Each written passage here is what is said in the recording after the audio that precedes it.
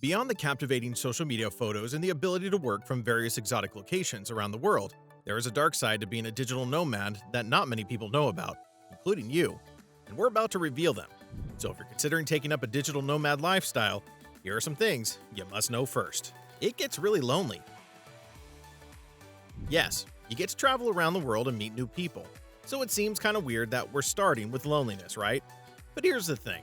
Whether you're in a relationship or not, you'll be meeting a lot of people, but not making any really solid connections. Sometimes you just feel lonely as a digital nomad where you're actually just traveling around the world by yourself. Even meeting people on the road is just for a fleeting moment. Here's a crazy part. You can actually meet someone you vibe a lot with, fall in love with them, and then they have to leave. And that's it. You never see them again. The digital nomad lifestyle is one that doesn't come with a stable community, and that's how loneliness creeps in. But then that's just one of the many sacrifices you have to make for the freedom that the digital nomad lifestyle offers. Dating as a nomad is harder. This is kind of related to the first issue with loneliness. As a digital nomad, you can't ignore the dark side of not being able to date normally like other people. It's something that's difficult too, no matter where you are in the world or what your housing situation is like. Some people think the dating issue with digital nomads may just be in their heads, but we have to disagree. There's a chance that you'll be meeting people who don't understand your type of lifestyle, so having to explain this over and over again can get tiring, especially when that person you like doesn't fancy the lifestyle. Then again, you could find someone who is also into the digital nomad lifestyle and both hit it off pretty quickly. But then reality sets in, and both of you go separate ways. These are just some of the scenarios where you realize how tough it could be to find people who are on the same wavelength and path as you. The good part about this is that several websites are springing up where digital nomads can sign up to find other people who are just like them. With this, they can get rid of that border, and people will be able to meet like minds easily. Still, this doesn't take away the fact that dating as a digital nomad downright sucks. The constant struggle with self-regulation. It's the things you love about being a digital nomad that could bring out its dark side. In this case, we're talking about the freedom of being able to decide your work hours. Most digital nomads struggle with their work-life balance. On one hand, you're free to set your schedule where you can decide to work for just 5 hours daily or even as much as 15 hours in a day.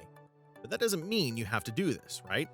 So, as a digital nomad, there is a struggle with self-regulation, where you have to decide how much time you work and how much time is left for play. Some people may think that this is not really the worst of problems, but it could have terrible consequences. If you don't get your self-regulating mechanism in check, you could end up running your business into the ground, or even running out of money. There is always a fight to balance your work and life, and it's not a pretty struggle. The need to be more self-motivated. If you search through the internet or even bookshelves right now, you will realize that there are just so many books that talk about productivity. And there's a reason for that. These blogs and books are talking about one of the major problems of human beings, and that is having enough self-motivation to move on.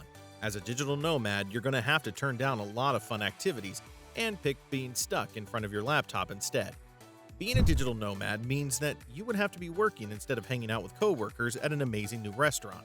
You would have to be editing videos or creating new content after you've turned down an invitation to front row seats at a sporting event. See how dark it is? You're basically a productivity ninja, and that's super important.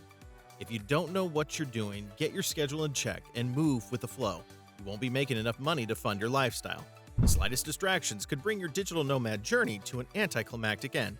So you're going to prioritize your financial life over free time and playtime. Are you really on the right track? This is a question that most digital nomads have to ask themselves every day. When you're at a physical workplace, you will have to attend to assignments with specific instructions. You will also get feedback when you're doing it right or wrong, letting you know that you're on the proper path. But being a digital nomad is not like a regular job. Depending on the type of remote job you're into, the universal thing here is that you won't be getting any real confirmation that you're doing the right thing. So there's no feedback in your life or career that helps you understand how well you're doing. It's mostly just left up to your instincts. Or better yet, you could talk to family and friends. However, they're probably not going to give you the right answer. And that's where it gets really tricky. You have to rely on your guts to determine if you're making the right decision. Your only feedback as a digital nomad can be you being able to make a decent living out of what you're doing. But there is still no certainty or confirmation that you're on the right track.